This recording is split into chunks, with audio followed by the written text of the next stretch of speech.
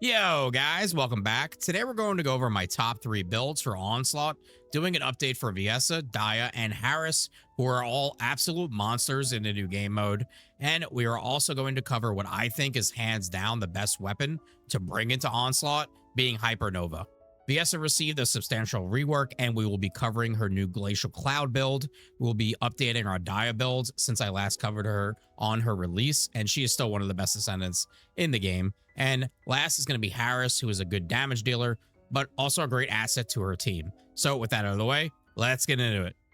All right, first I do want to go over Hypernova, like I said, because Hypernova is by far the best weapon you can bring into this game mode to deal with those pesky shields. And that is going to be because you can put Veil Analyzer in it. You can simply toss this weapon wherever you need it. On top of that, it does a toe effect. On top of that, it actually does pretty good damage as well. So being able to toss the sword out, spam your abilities, bring the sword back in, toss it back out where else you need it. I've absolutely fallen in love with this thing thanks to this game mode.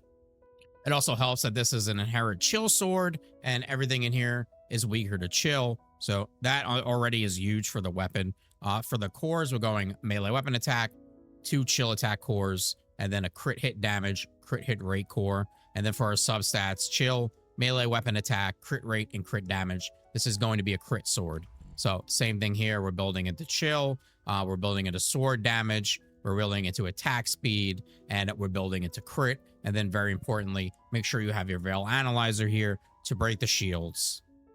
So let's start out with our Viessa build, and I will cover a Ancestor mod build and then a non-Ancestor mod build, and also with some tips of how you can figure out what Ancestor mod you can go for, because you do have a good amount of options here.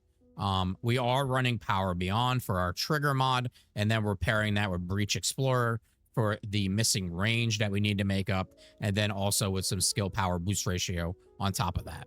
For the most part, this is a normal crit build, right? We have our MP conversion, nimble fingers, then we have our crit mods. I only have 2 right now, front lines and skill concentration, because I have an Ancestor mod with more skill critical hit rate than I can ever know what to do with. And that is going to be the most important thing here on your Ancestor mod. Get as much skill critical hit rate as you can, so you do not have to run things like Blue Beetle. You do not have to take the arcade tuning for skill critical hit. And you do not have to run skill insight or emergency measures. So that's how you end up with a build like this. We have our 2 focus mods. We have skill expansion for our range. And then this spot right here with the HP is pretty flex. I do suggest running the HP in Onslaught. I see so many VSs hitting the floor and I almost never die. I'm at 18k HP with this setup, but I also do have a ton of HP on my Ancestor mod as well, which I was upset about at first, but then I've come to realize this is actually pretty great. For our reactor, thanks to Glacial Cloud, all of our skills are chill fusion. You can pretty much just use your Dia mobbing reactor, cooldown critical hit damage. And then for our set, I'm running Slayer. Polar Knight is another option. Doing a 2-piece Hunter is also an option for a little more cooldown. I prefer the Slayer overall. I don't see any need for the other sets, and this adds great damage. And then you're able to take advantage of the toe and recover MP as well. Make sure you have your MP stats on all your pieces, and make sure you've rolled your HP cores and your defense cores for survivability. Let's get into our arcade tuning tree. We are going for defense neutralization, and we are going for chill cohesion. You do not have to worry about these crit rate nodes as long as you have the Ancestor covering enough crit rate. But this is a good way to make up for crit rate if you don't have a high enough crit rate Ancestor. I will show you that in the next section about running with a non-optimized Ancestor mod or just no Ancestor mod at all. And then for our inversion reinforcement, I like Arcade Circulation Tactic for the cooldown, but there's plenty of options here. You can do Focus Boost for the skill cost as well. And then Selective Neurostimulation is just a no-brainer, and so is Pain Suppression for the heal. This has saved my ass plenty of times. And if you don't have Hypernova, simply grabbing a Clairvoyance, putting Sprint Speed cores on it, and then slapping Veil Analyzer in that will do you fine with breaking the shields. And this is also a good debuff tool when you fight the Colossus at the end. All right, and let's have a look at if we don't have an Ancestor mod, and also if we just don't have a fully optimized Ancestor mod, And you're gonna have to use Blue Beetle. Luckily, all her skills are fusion, and you're able to keep this up all the time. But for me, I do not want to build around this if I do not have to, simply because Hypernova is so fucking good. So same case here. Take your Blue Beetle, put Veil Analyzer in it, just like you would the Clairvoyance, and you're gonna have to main that. Now I'm gonna give a bit of a lesson here, and this is gonna go for basically every crit descendant right now, or crit descendant that we can build with a crit ancestor mod, and how to figure out how we can make it work. So frontline skill concentration, if you're running crit, this is a must. This is giving you all your critical hit damage. We never want to take these out. So let's look at some of our ancestor mods here besides the cracked out one that I have, and see how we can make it work. This one is a critical hit rate of 153 with fusion and range. This is a critical hit rate of 166 with 45% skill critical hit rate.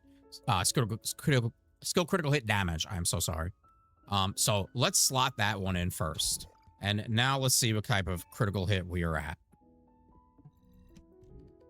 So just like that, we're at now 58.76%. Very far off.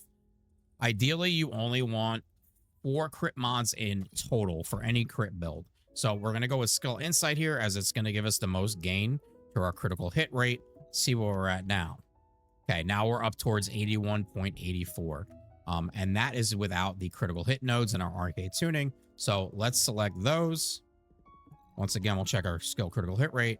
And now we're at 88. I'm okay with 88. I am completely avoiding running Blue Beetle at this point. I don't like it. I don't like it for breaking shields. So for me, 88 is good. At this level, you just got to search further for an ancestor mod.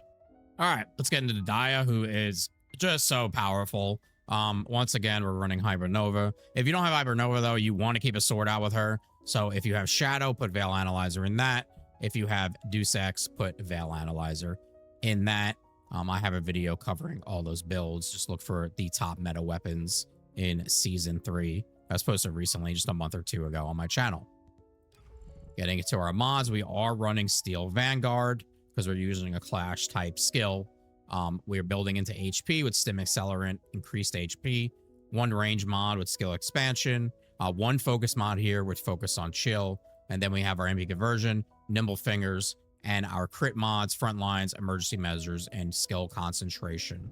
Now I am running an ancestor here with some critical hit rate, cooldown, and crit damage. Those are the 3 stats you're looking for.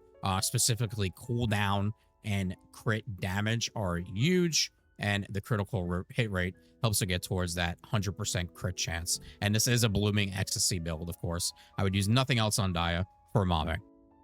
For our reactor, chill fusion, cooldown crit damage, exactly the same as Viessa. And then we are using the bravery set. This helps so much with getting her 4th ability back, which is just an absolute monster of an ability.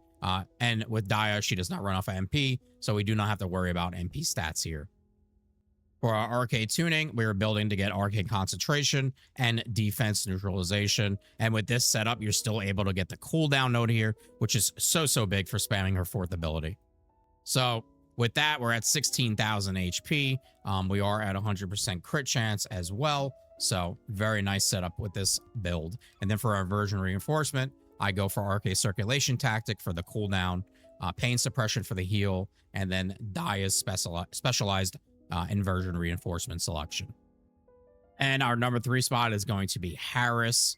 Here with her weapon, Secret Garden is definitely going to be the better pick for dealing damage for yourself. But something like Hypernova, like I've been saying, is better utility weapon overall. So pick your poison with that one. Let's get into the module setup here for Harris. We're using fusion amplification, only 1 amplification mod here. If you don't have an ancestor mod, replacing that with toxic amplification will work. For my ancestor mod, I have toxic, fusion, and duration up. Fusion is going to be your main stat here.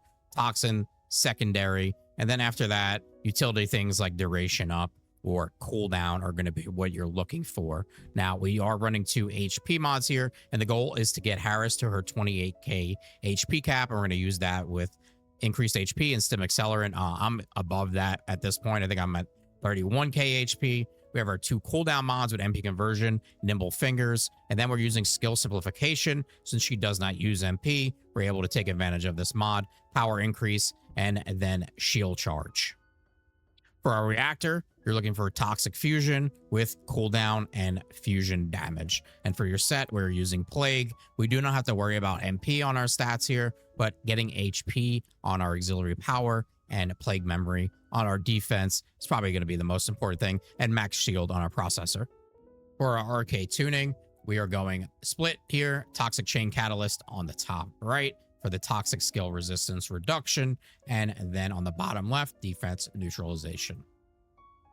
Inversion reinforcement, we're going with spatial dominance for the added range, selective cellular stimulation for the HP heal, and then shield particle reconfiguration for the defense and max shield buff.